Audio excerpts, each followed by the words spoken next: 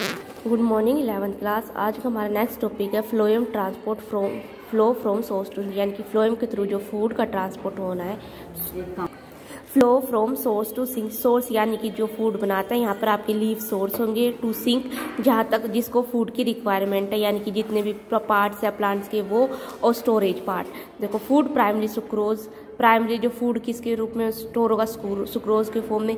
Transport होगा vascular tissue यानी कि फ्लोएम के थ्रू सोर्स से सिंक। सोर्स अगर आप यहाँ पर मानेंगे तो पार्ट होगा प्लांट का जो सिंथेसाइज करेगा फूड को, डेट इज लीफ।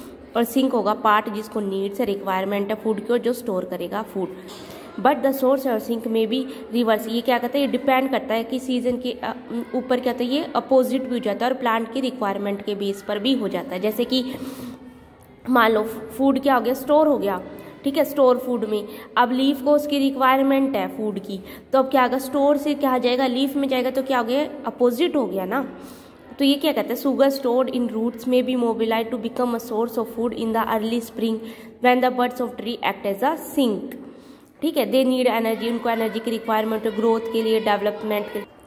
तो फूड उसमें सिंक जो है, ट्री जो है सिंक की तरह, दे नीड, उनको एनर्जी रिक्वायरमेंट होती है डेवलपमेंट के लिए और फोटोसिंथेसिस के लिए।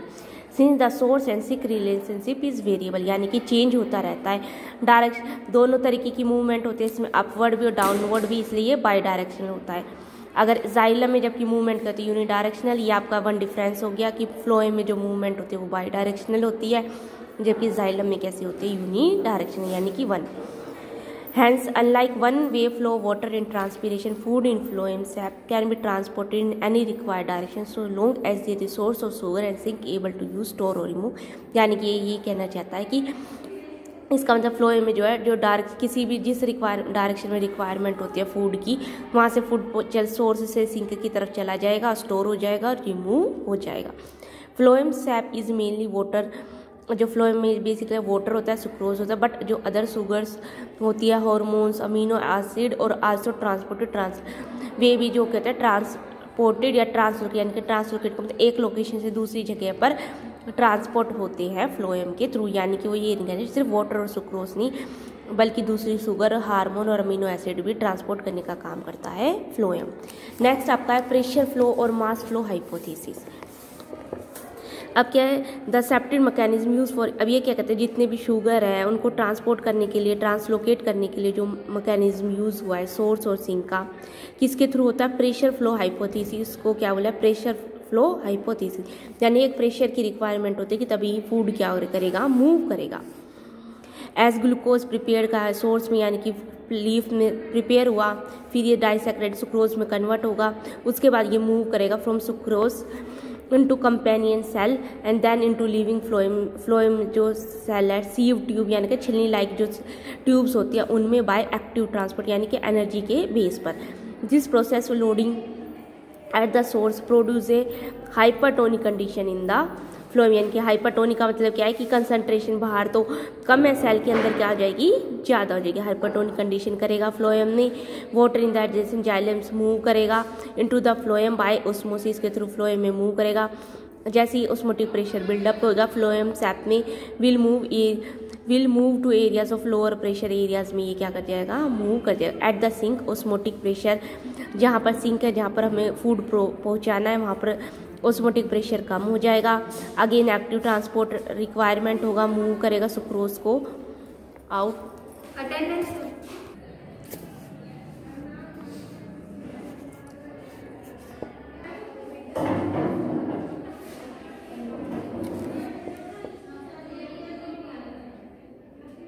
अब ठीक है।